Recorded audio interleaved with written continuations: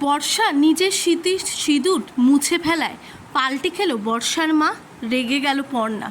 বিস্তারিত জানতে সঙ্গেই থাকুন, চ্যানেলটিকে সাবস্ক্রাইব করে রাখুন। প্রতি মুহূর্তে কিন্তু বর্ষাকে বুঝিয়ে ভুলিয়ে ভালিয়ে নিজের মাই তাকে শ্বশুরবাড়িতে পাঠিয়ে দিত। শ্বশুরবাড়িতে প্রচণ্ড ঝড় ঝাপটা বর্ষার ওপর দিয়ে গেছে, অবশেষে তাকে কোঠাতে কিন্তু বিক্রিও করে দিয়েছে।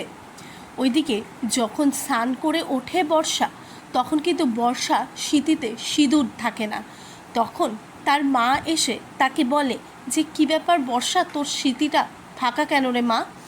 ঠিক সেই সময় কিন্তু বর্ষা তার মাকে উত্তর দেয় যে আমি সিঁদুর রাখবো না, কেননা যেই মানুষটাই আমাকে সম্মান করে না তার সিঁদুর আমি রেখে কী করব মা।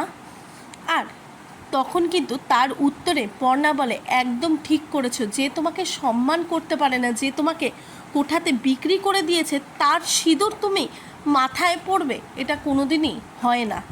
এইদিকে কিন্তু বর্ষার মায়ের মুখ দেখলেই বোঝা যায় যে সে এই জিনিসটা পছন্দ করছে না। মানে বর্ষা যতই হোক না কেন লোকের কথা চিন্তা করে, এমনকি পাড়াপড়শির কথা চিন্তা করে হলেও কিন্তু নিজের স্বার্থটাই চিন্তা করে যাচ্ছে। তার জন্যে কিন্তু বর্ষার স্মৃতিতে সিঁদুর ওঠাতে ওর মার কিন্তু প্রচণ্ড প্রবলেম হচ্ছে।